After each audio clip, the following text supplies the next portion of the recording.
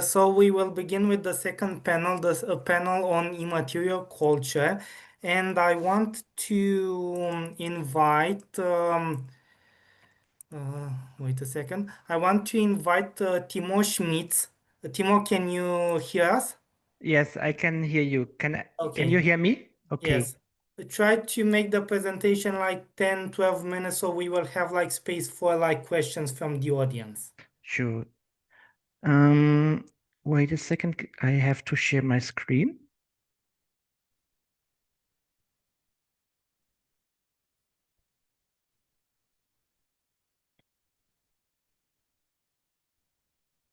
Is everyone able to see it? Yes, we can see it. Okay, perfect. Bună ziua, mulțumesc pentru invitație. I had the chance to learn a few words Romanian throughout the last presentations. I will talk today about North Korean anthropology in the light of Kimilsungism-Kimjongilism under Kim Jong-un.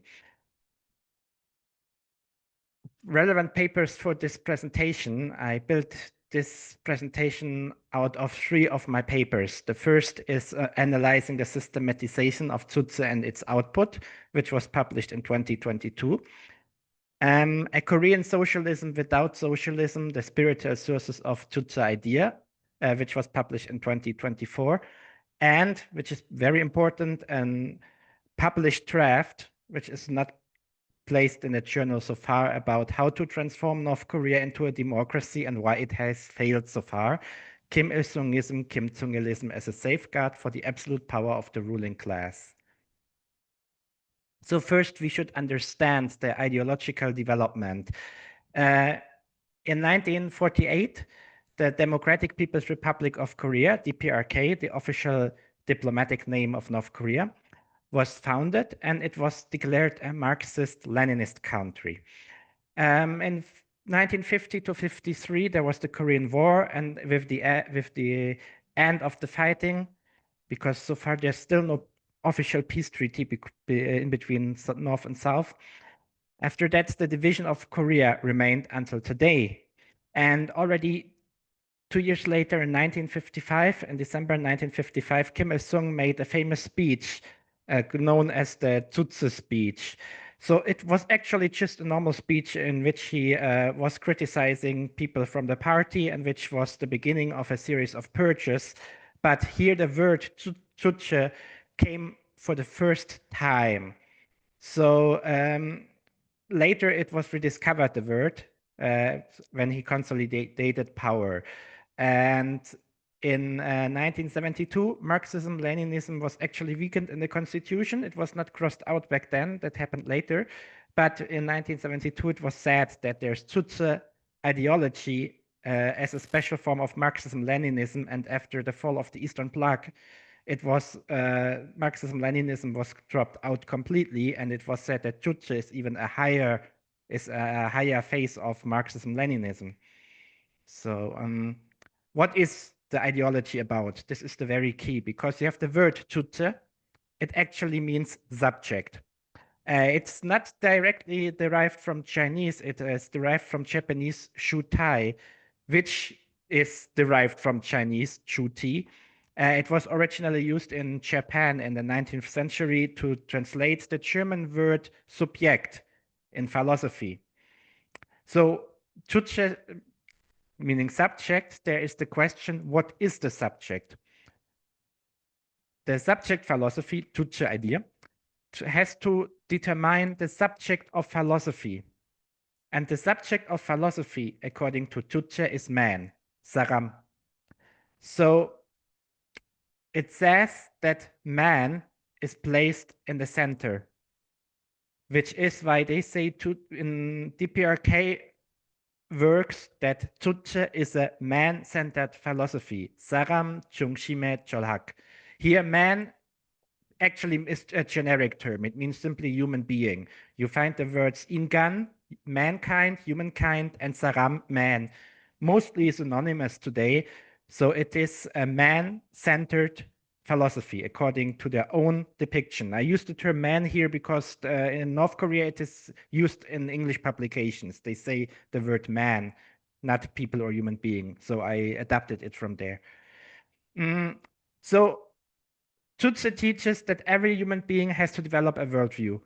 And there is a right worldview and a wrong worldview. And true philosophy has to find the right worldview. It has to point out the main concern of man, which, according to Tut's idea, is the relationship between man and the world. Sekye wa sarame kwankye munche. So sekye, the world, as an object, and saram, man, as the subject. And the question of in which relationship man and the world is situated, that is the concern. So Tutsi says the main concern concerning the relationship between man and the world is how to shape man's destiny.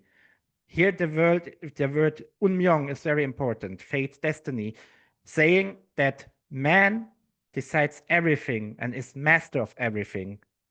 So he's the Tuin. Tuin is master. There is no more an overlord or anyone. He himself, and actually here the individual human being, we can assume, is the master. However, in history, it was, or in the Tutsiist history, it became generic, as I said. So humankind or the human beings in a society here are the master of their destiny for the first time. So Tutsi claims that man was treated as an object in history, and that through Tutsi idea, man now becomes the subject who has independence, creativity, and consciousness as the three inherent traits. Important part of Tutsi is the revolutionary, as being the revolutionary philosophy of the Korean Workers' Party,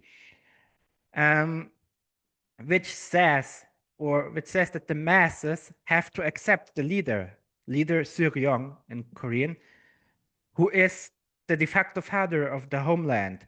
So the masses, the people of the country have to join the masses. They are part of the masses who then have to accept the leader as their father, as a father of the nation, which, according to Tut's idea, leads to the most direct path in developing a socialist society, according to Tutsi. So one aspect of Tutsi is the so-called revolutionary philosophy of the Korean Workers' Party. And one aspect of this revolutionary philosophy of the Korean Workers' Party is Kimilsungism-Kimjongilism, which is considered a fundamental principle of the revolution. Gyeongmyeonghae Kunbun Woli, the fundamental principle of the revolution in Korean. So in my paper, I added this nice graphic which I made, and it shows the ideological and spiritual sources of Tut's idea. I draw all what these concepts out of, I made this scheme out of reading authentic material which was published in North Korea in their propaganda.